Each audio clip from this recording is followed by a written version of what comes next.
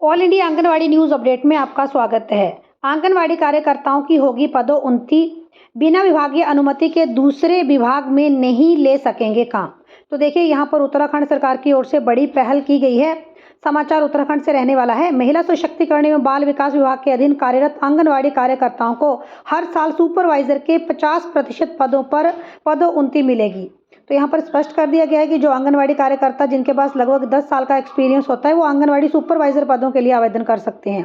तो यहाँ पर विभाग ने स्पष्ट किया है कि 50% पदों को पदोन्नति के माध्यम से यहाँ पर भरा जाएगा। यानी जो आंगनवाड़ी कार्यकर्ता हैं उनके पास गोल्डन अपॉर्चुनिटी रहेगी सुपरवाइजर बनने की। तो यहाँ पर सरकार की ओर से एक और बड़ी पहल की गई है कि बिना अनुमति के आंगनवाड़ी कार्यकर्ताओं से दूसरे विभाग सीधे तौर पर काम नहीं ले सकते हैं।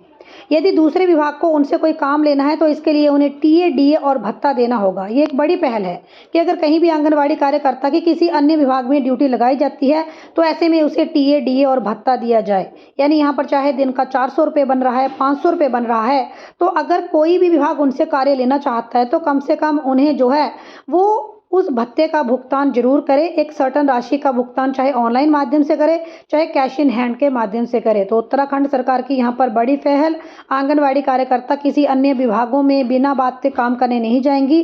और अगर किसी विभाग को उनसे कुछ सेवा चाहिए, कुछ सर्विस चाहिए, तो ऐसे में उनको पहले विभाग से अनुमति लेनी पड़ेगी और उसके बाद उन्हें आंगनवाड़ी सेविका सहायिका को टीए, डीए और यात्रा भत्ता और अन्य सुविधा भी यहाँ पर देनी पड़ेंगी।